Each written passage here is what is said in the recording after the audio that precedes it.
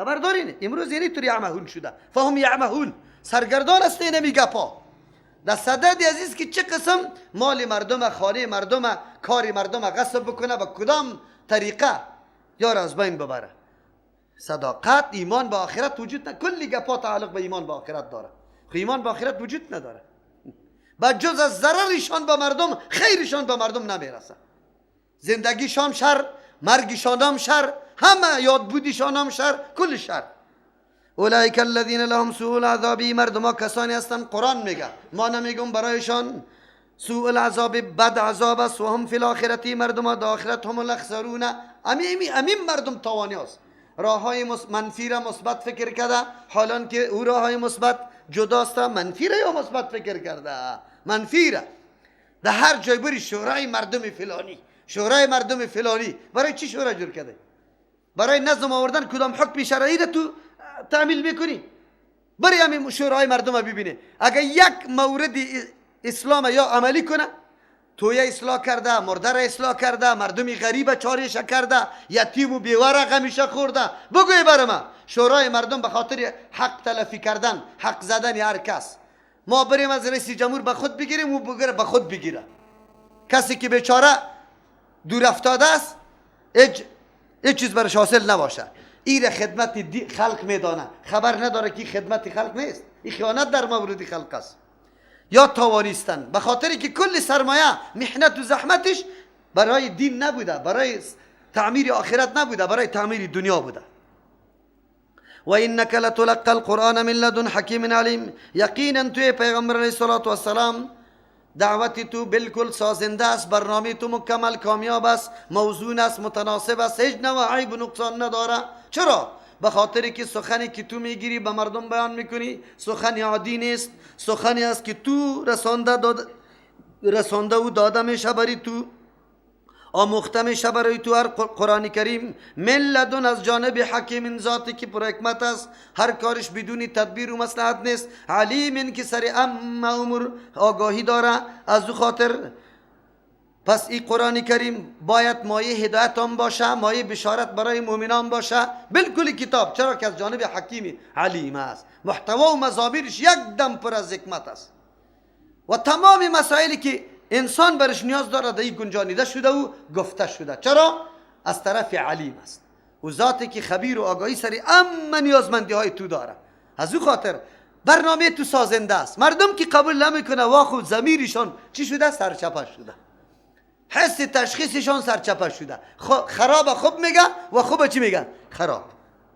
اذ قال موسی لاهلی، امروز اگر قرآن ترجمه نکنی خوب آدم هستی، حقیقت در قرآن بیان نکنی خوب آدم هستی. یک آیات چیز تا خود ساخته را بیان کرده، برو یک نکته طرف نرو، خلاص محض لفظی ترجمه بکن خوب آدم هستی. اگر حقیقت میگی وابستی. اذ قال موسی لاهلی، قابل یادآوری است در آن وقتی که موسی علیه السلام برای اهل خود میگه، پیغمبر علیه السلام تسلی میده. پیغمبر موسی علیه السلام صاحب وحی شده، میره به سوی فرعون، چی مشکلات میبینه، مردم سر چی تهمت میزنه. بله درس عظیم است برای ما و شما. موسی علیه السلام نوکری کرد امرای شعیب علیه السلام، دخترش به نکاح گرفته، پس میاد در طرف مصر. چرا که انبیاء علیهم السلام اصل مقصد زندگیشان دعوت است، عیش گذرانی نیست که هر جای راحت بود همونجا زندگی بکنه. ملاهای خیلی زیاد ما داریم، فارغ شده در مدینه منوره در ام القرى، همونجا زندگی نرم و نازک اختیار کرده. خلاص یک روز در متن جامعه افغانی خود نامد که مردم میفهمند پدرش مشرک است، نعوذ بالله.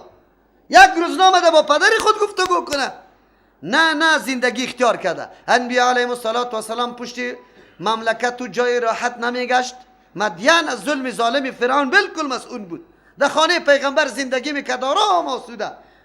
شعیب علیه السلام موسی علیه السلام رد میکرد، از خانه میکشید، کلا قطعا نیاز داشت برش، نیاز داشت.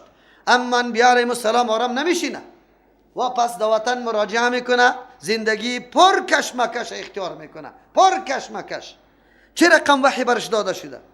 در آن وقتی که موسی علیه السلام به اهل خود میگه اینی آنست نارا، من خودیدم آتشه، حالت مسافرت است، زن هم قطش است، باد و باران هم شروع شده، شبم تاریک است، راه هم گم کرده، زنم در حالت ولادت است، درد زیم گرفته، پیشم براتان گفته بودم که ببینید درسای عظیم است برای ما و شما. پیغمبران از خود دفع کرده نمیتونه، تکلیفای بشری را سرشان آمده رایسته، پس وقتی تکلیفا را خودشان از خود دور کرده نمیتونه، از مردم دیگه چطور دور کنه؟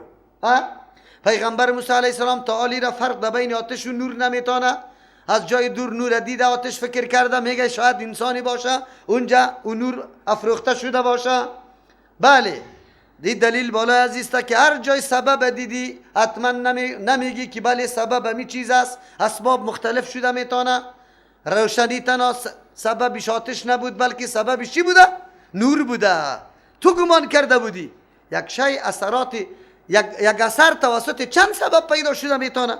موسی علیه السلام میره سآتیکم منا بخبرین، زود است که بیارم برایتان از امی آتش بخبرین به یک خبر، یعنی را برم معلوم شود که کدام طرف ما مسیر خود ادامه بدیم. او آتیکم بشهابین، یا بیارم بری شما به یک قوق، بشهابین قبسین، به شعله یک قوق، لعلکم تصطلون، به خاطری که شما گرم شوی. اشاره میکنه چیزی اولاد دیگه هم داره که جمع ذکر میکنه. زن قطع اولاد میمانه، آلی خود میره به خاطر گرم شدن. فلما جاء، بله اولاد و اهل انبیاء علیهم السلام باید سختی کش باشه. از همون خاطر ازواج مطهرات وقتی که تقاضا کردن که تو خود تمام کسرا و فارس فتح کرده رایستی، غنیمتای مختلف برد میاد، لیکن ما در لباسای اینمی لباس عادی، لباس فقر زندگی میکنیم، برای ما یک چیز زندگی برابر شوه. الله آیت ها را روان میکنه با ازواج مطهرات، یا پیغمبر انتخاب میکنه یا دنیا را. دورا داره دورا. اولاد دعوتگر امیر رقم می باشه، گویی مطالبه نمیکنه که این چیزم فلانی این چیز دارم من ندارم، نمیگه. بالکل او میفهمه مشکلات شوهر خدا، دعوتگر میفهمه که کدام چیز نیازمند است. او مردمی طور نبود، سختی را تیر میکرد. فلما جاء نودیه، هرگاه که آمد موسی علیه السلام به می آتشی که او گمان کرده بود، نودی آواز داده شد، انبوریکه که برکت داده شده، من بو کسی را فی النار که در آتش است، و من حولها کسی که در گرد و بر آتش است. کی در آتش و کی در گرد و برش است؟ مختلف توجیهات مفسرین میکنن. در بین آتش موسی علیه السلام است، چرا که وقتی نزدیک رسید که یک درخت است، سبز درخت، لیکن همینطور شعله ها بال میشه، تعجب میکنه درختی سبز در بین آتش، لیکن در نمیگیره، نمیسوزه، هنوز رنگ میگیره، هنوز تازه میشه، هنوز درخشنده میشه. عجیب است. و ما حولش مراد از پیشش ملائک است. یک دوم توجیه است که نه، انبورک من فی النار و من حولها، برکت داده شده کسی که در آتش است، همین ملائک است. در ما حولش خودی موسی علیه السلام است. او بعضی بیست که نه، برکت داده شده همین درختی است که چار گردش آتش گرفته، و من حولها ملائک و موسی علیه السلام است. و سبحان الله رب العالمین، آلی کسی گمان نکنه که الله متعال ما بعد میگه که ان الله العزیز الحکیم، الله خود جسم ندارد، درخت الله به مثل درخت شده نمیتونه، تشبیه به چیز شده نمیتونه، لیس کمثله شیء و هو السمیع البصیر. الله اینطور است. از او خاطر گفت سبحان الله، پاکیست برای الله از هر قسم عیب، نقصان، جسم، شکل، شباهت، این گپاک برای الله نیست. رب العالمین که تربیت کننده کل مخلوقات است، او خالق است. این چیزایی که دیده میشه کلش مخلوق است. یا موسی انه انا الله، ای موسی علیه السلام یقینا ما الله میفرماید که ما الله استم العزیز و شکست ناپذیر، هر اراده نافذ شده نیست. اشاره میکنه که موسی علیه السلام تو روان میشی طرف فرعون، فکر نکنی که فرعون ظالم مقابله تو را میکنه. ما عزیز استم، ما تو را غالب میگردانم. الحکیم، و حکمت والاستم، یعنی همه کارا به تدبیر به مصلحت انجام داده میشه.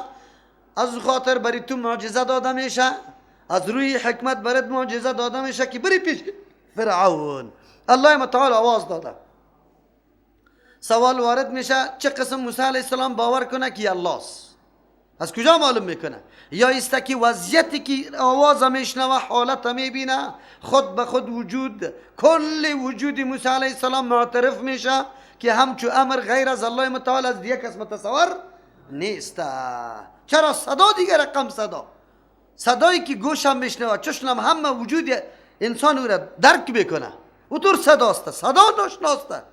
یکی یا است که حالت عجیب درخت میبینه که درخت سب در بین شعله های آتش واره، این دیگه تازه شده رنگ گرفته. او این امر عجیب درخت ای را قناعت داد که بله این صدای الهی است، مخلوق نیست. از او خاطر موسی علیه السلام مطمئن شد و القی عصاک، به خاطر از اینکه آلی حقیقت برش واضح شود. الله متعال میگه چون موسی علیه السلام خطش عصا بوده، انبیاء علیهم السلام یک سنتش عصاست. ما فایده عصا را براتون گفته بودم. برش میگه عصای تپرت فلما رآها، هرگاه که دید عصا را تهتز که حرکت میکنه که انها جان، تو گویی که یک ماری باریک سفید است. والله رو گردانید مدبرا، پشت داده، ولم یعقب، پشت سر خود سیام نمیکرد. ترسید زیاد.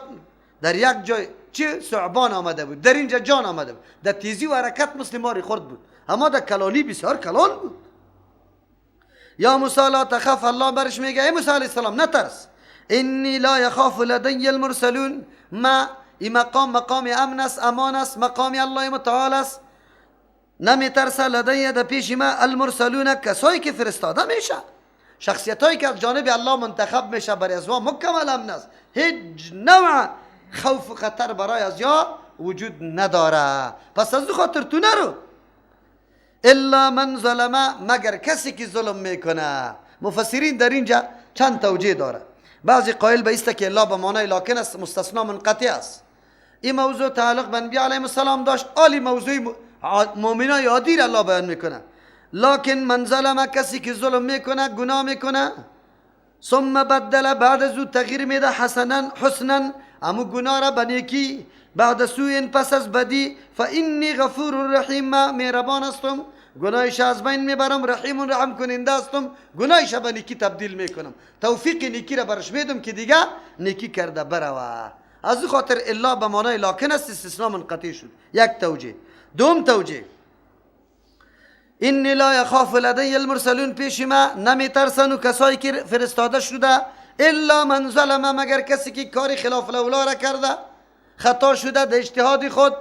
انبیاء علیهم السلام خطا اجتهادی داره. موسی علیه السلام خطا شده. چرا خطا شده؟ قبطی را زد، قطی چپیلاق، چی کرد؟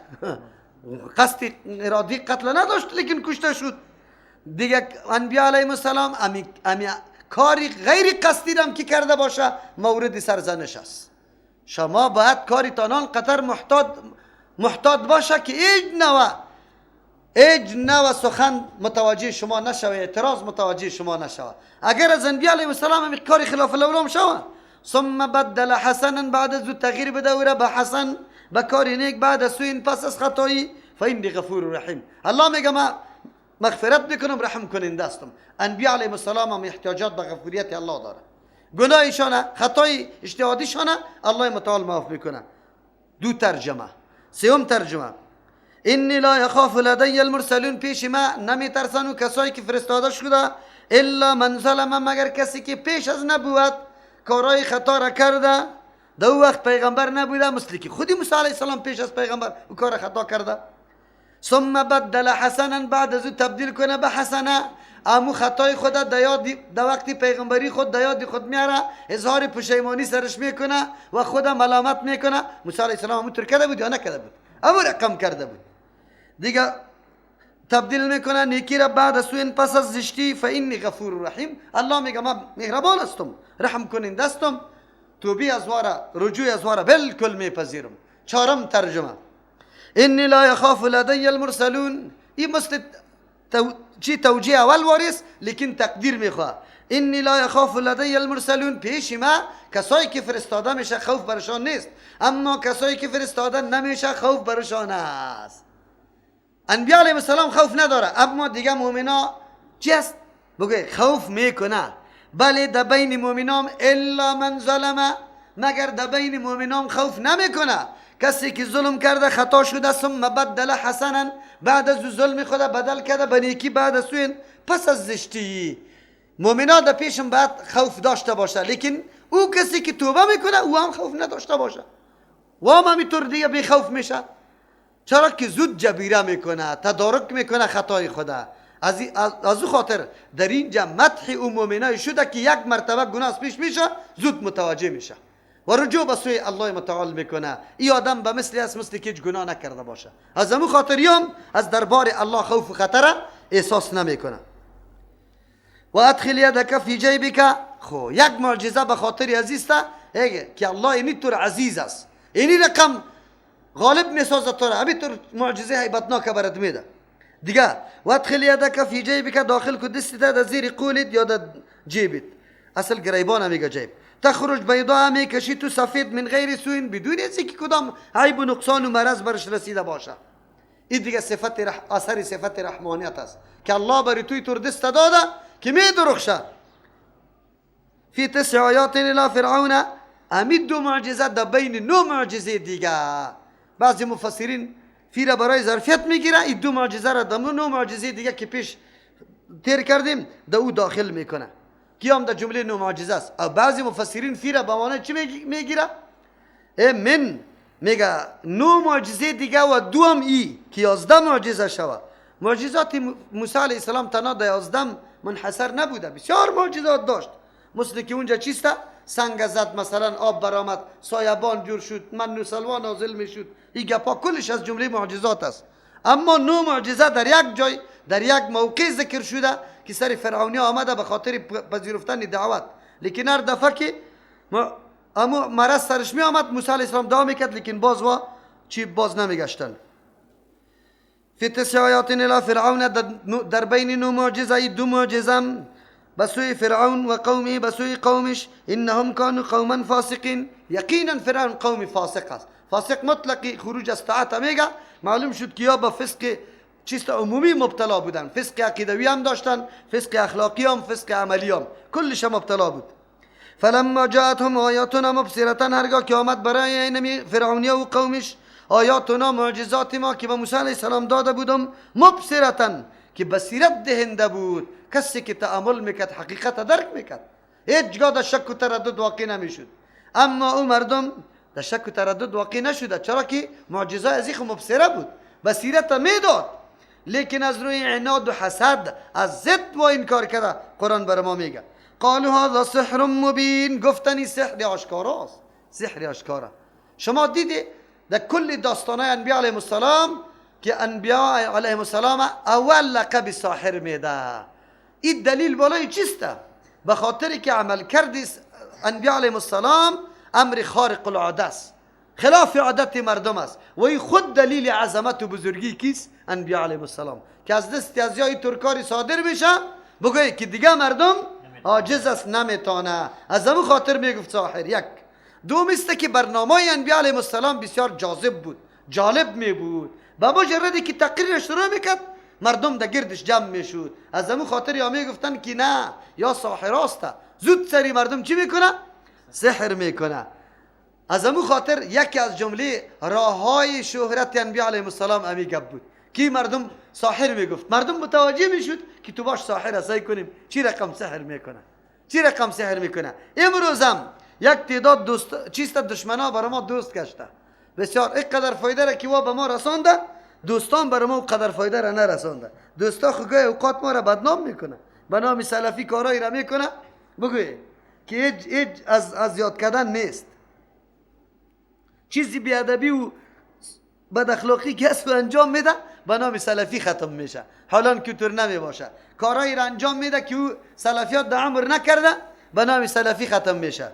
اما بعضی اوقات دشمنا خیلی انسان چی میکنه؟ خدمت میکنه. چی رقم خدمت میکنه؟ مشهور میسازته، توجه مردم از طرف تو میگردانه.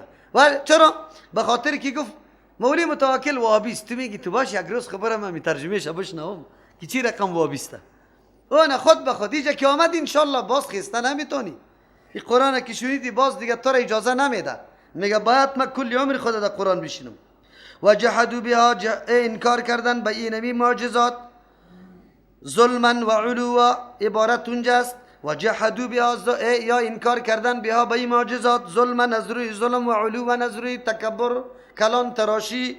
و استیقنت انفسهم، لیکن نفسایشان یقین کرده بود، یعنی در حالی که نفسایشان بالکل باور کرده بود که معجزات است، سحر محر نیست، لیکن چون که ظالم بودن، چون که کلان تراشی میکردن، از او خاطر انکار کردن. بالکل ابو جهل، ولید ابن مغیره، هشام، کلشان بالکل ابو لهب میدانستند که کلامی که رسول الله بیان میکنه کلام انسان و بشر نیست. ولید ابن مغیره نمیگفت، قسم یاد کرده بود که ان له چیست لحلاوه، برای کلام ازی عجیب شیرینی است. و ان له لطلاوه، برای ازی عجیب زیبایی است. ریششین رقم است، بگوی سرشین رقم است، باز دا آخر قسم خورد که و ما هو بقوله چیست بشر، قسم بالای قول بشر نیست. لیکن میگفتن نه یک یتیمان خسته ما بریم مالی چی است در زیر فرمان ازی بریم. فرعونی ها می نمیطور. قرآن کریم چی سر نکته اساسی انگشت میگیره در طول تاریخ. مردم که حق نمیپذیره کدام مردم است؟ مردمی که تفوق طلبی میکنه، خود در کلام تراشی میکنه. دیگه مردم حقیر برش معلوم میشه. او میگه هر کمال باید برای ما باشه. اگر در دنیا کدام کمال و مدح و نام نیک است باید برای ما ثابت شه، به دیگران نشوه. و یکی که ظالم کی را میگه که حقوق مردم غصب کرده، او مردمان نمیپذیره. چرا؟ به خاطری که میفهمه که اگر ما تسلیم شویم این چیزایی که گرفتیم کل از ما پس چی میشه؟ گرفته میشه. پیر صاحبا چرا این کار میکنن؟ نمیپذیره. میگر اگر ما این کار بکنیم دیگه کلی سجده کردن و سوغات آوردن کلش ختم میشه، در به در میشیم. حکومت ها چرا قانون اسلام قبول نداره؟ میگه کلی برنامه ما غلط، نادرست، ظلم، رشوت، فساد است. اگر در اسلام تسلیم شویم خب از کلی گپا از دست ما میره. قرآن کریم از او خاطر میگه یا خب یقین داشتن که معجزات حق است از جانب الله متعال است و نبوت موسی علیه السلام چیز درست است. و جحدوا بها، انکار کردن به این معجزات، ظلم از روی ظلم. مانا ایمانا دو انگیزه انکار از یار بیان کرد. یکی ظلم یعنی غصب حقوق مردم، چیزی حقوق مردم پایمال کردن، و علو خدا کلان تراشیدن. این تفوق طلبی میگه که ما باید کلان باشیم. فانظر کیف کان عاقبت المفسدین. اینمی درس است. ببینه مخاطب دی داستان که برات بیان شد الله متعال با دلیل موسی علیه السلام روان کرده. فرعون به برنامه الهی دعوت میده که برنامه الله را بپذیره، حکمت الله را بپذیره، زندگی را مطابق وحی آسمانی عیار کنه. لیکن وا آماده به این کار نشدن. چرا نشدن؟ به خاطر که دین بازی مقام برش نمیداد، یا دیگه اینطور ظلم و زیادت کرده نمیتونست که همیشه خود چهار تخته بشینه بر اسرائیل برش بیگار کنه. نعوذ بالله. هوسرانی خدا به چیسته؟ به یک زن به هزارها زن پوره کنه. دیگه این کارا برشان چی نبود. امروز که از دین میگریزه مردم فاسد میگریزه. لیکن الله میگه فانظر بی مخاطب پیغمبر علیه السلام کیف کان عاقبت المفسدین، چه قسم بود انجام مفسدا. تمام روز تمام حکومتش فساد بود. آخر در کجا شد؟ بحر یار غرق کرد یک دم که حتی موقع توبه برش میسر نشد. فرعون چیخ زد، صدا زد که آمن تو چیست؟ برب العالمین الان وقد عصیت قبل و کنت من المفسدین. عجیب است. سابق که برای تو دعوت داده میشد کجا بود؟ ولقد آتینا داوود و سلیمان علما. داستان داوود و سلیمان علیه السلام بسیار درسای عمیق داره برای ما و شما. الله متعال میگه ما داده بودیم به داوود علیه السلام، سلیمان علیه السلام چی را داده بودیم؟ علم داده بودیم. الله خبر از حکمت ها هم داده. اتو حکمت ها که خیلی نایاب است، خیلی ناشنا و عجیب است. حکمت داری سلیمان علیه السلام بالای حشرات، بالای پرنده، بالای جنیات. داوود علیه السلام زمانی که تلاوت میکنه کوها، پرنده ها مکمل قطش تسبیح میگه. عجیب چیزا را الله برش داده. لیکن در مقام امتنان احسان الله تنها علم یاد میکنه. چرا؟ سرچشمه تمام کامیابی ها، رستگاری ها علم است. علم که نباشه نه حکمت میتونی، نه حکومت میتونی، نه طرز حکمت میفهمی، نه شکر الله را کشیده میتونی، نه عبادت الله را کرده میتونی، نه آخرت تا میشناسی، نه هدف خدا میشناسی، هیچ چیز شناخته نمیتونی. قرآن کریم دعوت میده که علم سرمایه و سرچشمه تمامی نیکبختی هاست. از امو خاطر داوود و سلیمان علیه السلام در مقابل دیگه نعمت اظهار شکر نمیکنه. چی میگه؟ وقال الحمد لله. نعمتای الله الهی وقتی برای بنده نیک داده میشه مغرور نمیشه، مست نمیشه، متکبر نمیشه، عالی طور نمیکنه که تو را نمیشناسم. در هر حالت تابع الله متعال است. شکر الله را میکشه. و شکر براتان گفته بودم شکر چی را میگه؟ اسباب و نعمتی که الله برات داده او را در جای مناسب به طریق مناسب استفاده و استعمال کردن. این حکمت که برش داده شده بود برای چی بود؟ برقراری عدالت، نفی شرک و پایه‌گذاری چی؟ توحید الله متعال.